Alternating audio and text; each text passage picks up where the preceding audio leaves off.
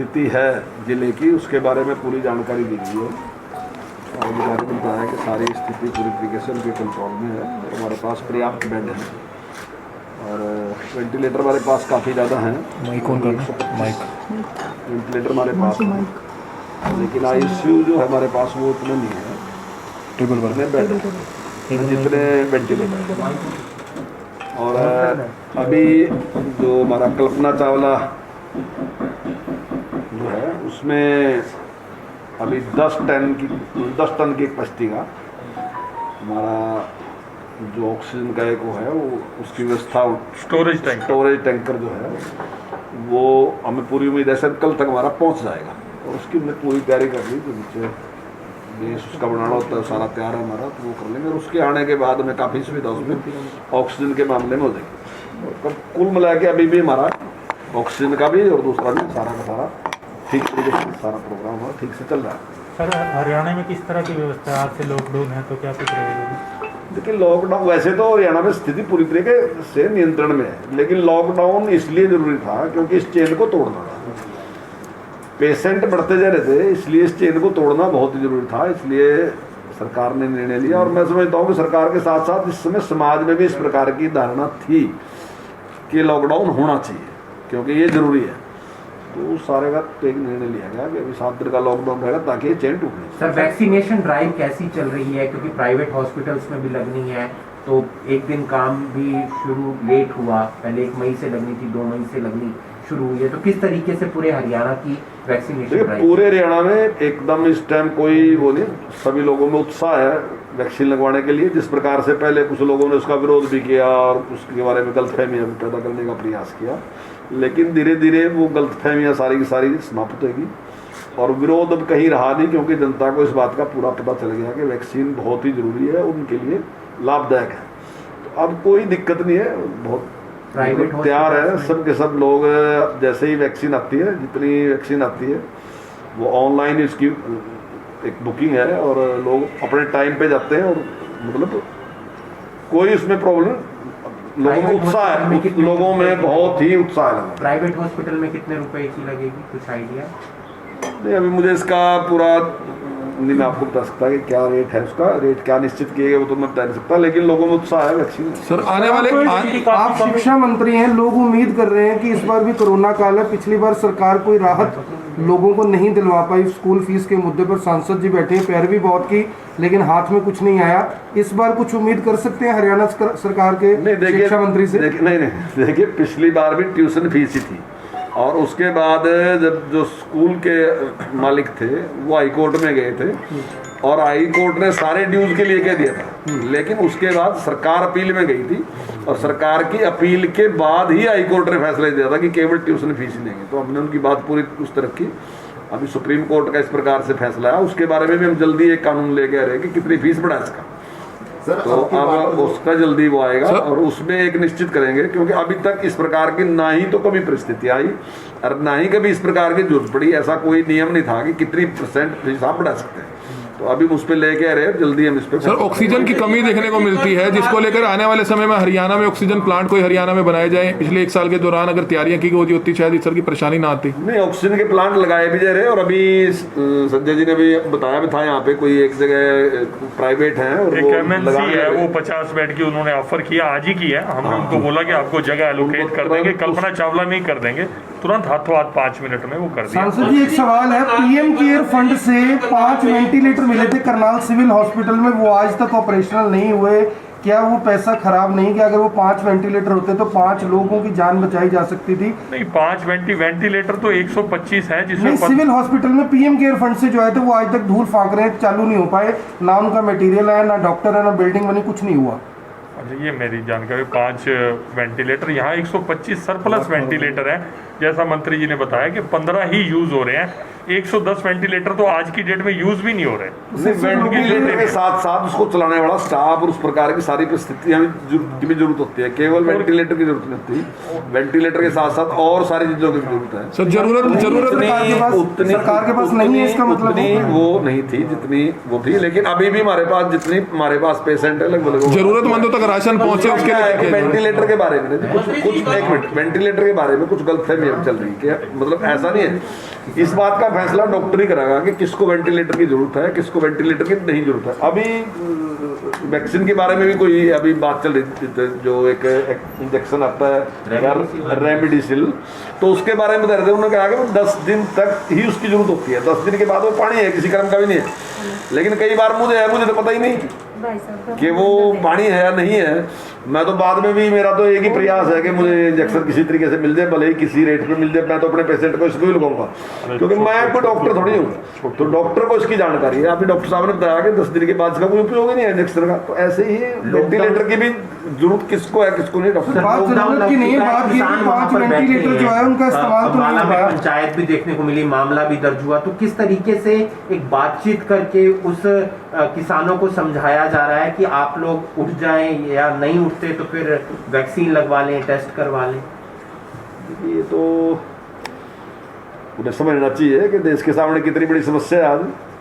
अगर आप उस समस्या को इस तरीके से लेंगे कि उसको रोकने की बजाय बढ़ाने का काम करोगे, तो देश की जनता को भी समझना चाहिए क्या है। किसान बढ़ा रहे हैं। देखिए, अगर कोई भी आदमी इस बात को मानने के लिए तैयार नहीं, वो वैक्सीन लगवाने के लिए तैयार नहीं है, वो वहां से हटने के लिए तैयार नहीं, वो भीड़ को कम करने के लिए तैयार नहीं। वो तो अभी तक यहाँ आपके करनाल में कह रहे थे कि वैक्सीन ना लगवाओ, वैक्सीन तो नुकसान कर देगी, वैक्सीन से फलाना आदमी मर गया, ये गया वो गया। आपके यहाँ आपके करा उन्होंने, मैंने देखा वीडियो पे, तो वो उसका विरोध कर रहे थे वैक्सीन का। आज वो कह रहे कि वैक्सीन ले के आओ जल्दी। तो इस तरीके का जो व्यवहार है वो ठीक व्यवहार नहीं है। देखिए, अब ये जो समस्या है ये पूरे देश की समस्या है, केवल एक किसी पार्टी की किसी की समस्या नहीं, देश की समस्या है। और हमारे सब के लिए जरूरी है कि हम पूरे नियमों का पालन करके उसकी लड़ाई सर, बाकी विधानसभाओं में क्या इंतजाम है? करनाल का तो आपने बता दिया, बाकी विधानसभा क्षेत्रों में क्या इंतजाम है? क्या वहां से करनाल ही आना पड़ेगा या वहां पर भी कोई वैकल्पिक व्यवस्था की जा रही है? सब जगह अच्छी से व्यवस्था है। देखिए, अब क्योंकि करनाल एक मुख्य शहर है और हॉस्पिटल यही ज़्यादा हैं, ज़्यादा सुविधाएं यही हैं, लेकिन और भी जो विधानसभा है वहाँ पे भी क्या। मंत्री जी, कल मेडिकल कॉलेज में ऑक्सीजन कम हो गई थी, प्रेशर कम होने से 2 बुजुर्गों की डेथ हो गई है वहाँ पर। तो वो जिनके बुजुर्ग एक्सपायर हुए हैं उनका आरोप है कि जो ऑक्सीजन कम की है, पहले से इंतजाम नहीं किए गए, जिस वजह से हमारे परिवार के दोनों सदस्य एक्सपायर हो गए हैं। क्या इस मामले में कोई सरकार जाँच करेगी? नहीं, देखिए, ऑक्सीजन की जो पूर्ति है वो बहुत अच्छे तरीके से चल रही है, लेकिन इतनी बड़ी समस्या का किसी का अनुमान नहीं होता। अगर अचानक आपके सामने इतनी बड़ी समस्या आ जाएगी तो कुछ ना कुछ उसमें खामियां रह जाती हैं। लेकिन सरकार जिस जिम्मेदारी के साथ लगी, तो मैं समझता हूँ कि ऑक्सीजन की कोई ऐसी कमी नहीं हो सकता है। एक आध केस जैसा आपने कहा कि इसमें सच्चाई हो आपकी, तो इसके डायरेक्टर साहब इसके बारे में ज़्यादा अच्छी तरीके से जानकारी दे सकते हैं कि जो आपने बात कही कितनी इसकी सच्चाई है। नहीं, कई बार क्या होता है, देखिए, मेरे साथ कोई दुर्घटना आएगी तो मैं कुछ भी कह सकता हूँ, उस टाइम थोड़ा सा ज़्यादा भी कह सकता हूँ, क्योंकि मेरी पीड़ा है जी। वो जब मेरी पीड़ा है तो मुझे गुस्सा भी ज्यादा है, मैं दूसरी बात भी कर सकूँ, लेकिन इसके बारे में ज्यादा जानकारी जो है डायरेक्टर साहब दे सकते हैं। मंत्री जी, मेरा अगला क्वेश्चन ये है, करनाल के ये डॉक्टर सुनील पवार हैं, वो अपना 12 बेड का हॉस्पिटल सरकार को समर्पित करना चाहते हैं।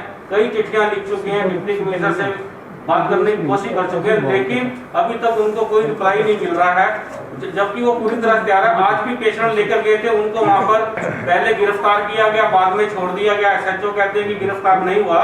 ये बहुत बड़ा इशू है। जब लोग सामने आ रहे हैं सेवा करने के लिए, तो उसमें सरकार सेवा से कौन किसको अरेस्ट कर दिया? डॉक्टर सुनील है जी, डॉक्टर सुनील है, कांग्रेस नेता है सुनील पवार, उनका अपना हॉस्पिटल है, अच्छा, प्राइवेट हॉस्पिटल है। नहीं, सेवा करने वाले को तो किसी को मैं सेवा वाले को कोई भी पता कर लेते अभी पता कर जी, वो देना चाहते हैं, लेने में हम नहीं, अभी 2 मिनट में अभी सर, ऑक्सीजन की कमी नहीं है हरियाणा में, ये सच है। ऑक्सीजन की कमी नहीं, ट्रांसपोर्टेशन की दिक्कत आ रही है, उसके लिए कुछ वैकल्पिक व्यवस्था कर रहे हैं आप? क्योंकि अगर टैंकर सारी व्यवस्थाएं कर रहे हैं। जैसे पहले अभी यहाँ बातचीत हुई, जहाँ काम में एक गाड़ी थी, अभी डी साहब ने बात किया कि उसमें हम 3 गाड़ियां लगा रहे, तो खाली सिलेंडर है वो एक लेके आएगी, बड़े सिलेंडर दूसरी लेके जाएगी, और एक दूसरी जो दूर के हॉस्पिटल है उनके लिए अलग से एक गाड़ी होगी।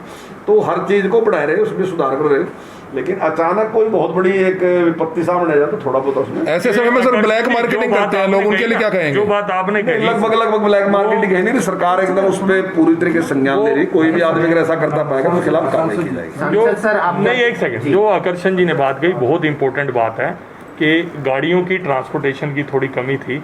ऑक्सीजन भी जो हमारा प्लांट है, पानीपत का ही प्लांट है, ओवर होके चल रहा है। 260 मीट्रिक टन का उसका कैपेसिटी है, 350 तक हम उसकी प्रोडक्शन ले रहे हैं।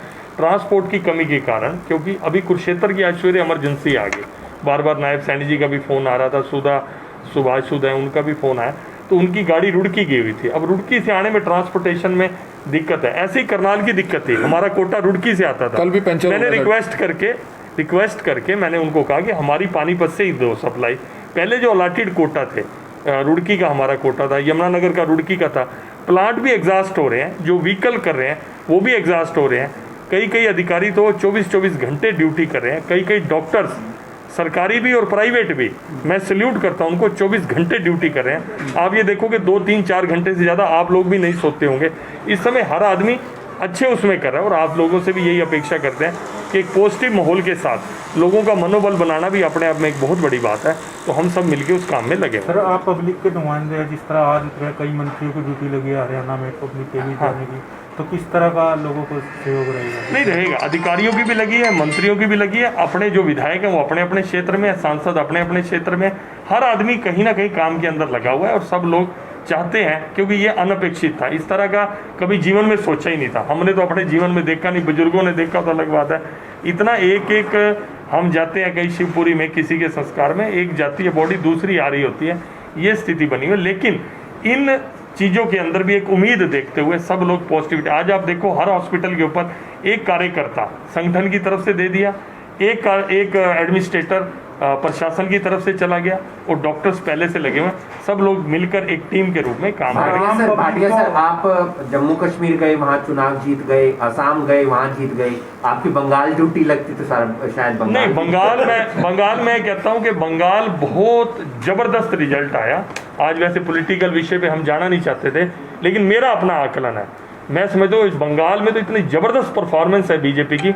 आप देखिए, कांग्रेस और कम्युनिस्टों ने चालाकी करके अपनी सीट तो 0 कर दी, तृणमूल की सीट को बढ़ाने का काम किया। अभी वोट बीजेपी के अगेंस्ट यूनाइट होकर डले, और जिस तरह से उन्होंने पोलराइजेशन किया, मैं नाम नहीं लेना चाहता क्योंकि हम सब लोग सारे 130 करोड़ भारतीय हम एक हैं, लेकिन जिस तरह से बंगाल के अंदर पोलराइजेशन किया, उसके कारण ममता जीती। ममता इतनी स्ट्रांग लीडर थी तो अपना विधानसभा का चुनाव क्यों हार गई, ये सोचने वाली बात है। मंत्री जी, एक सवाल आपसे आखिरी, आपके पास करनाल जिले की जिम्मेवारी है, प्राइवेट अस्पतालों में, सरकारी अस्पताल में, कल्पना चावला में क्या औचक निरीक्षण करेंगे? अगर करते हैं तो जाहिर तौर पर सुविधा और बेहतर होगी, लोगों के अंदर एक संतुष्टि होगी कि हाँ, सरकार के नुमाइंदे हमारे बीच में। हाँ, नहीं बिल्कुल, जैसे जैसे जरूरत होगी तो निश्चित तौर से। मंत्री जी, जनता से क्या अपील करना चाहेंगे कोविड के मामले को लेकर? नहीं, जनता से तो यही अपील है कि जो भी इसके नियम हैं उनका पालन करें, चाहे सोशल डिस्टेंसिंग की बात है, चाहे सैनिटाइज की बात है, तो सारी चीज़ों का पालन करें। दूसरा मैं एक और आप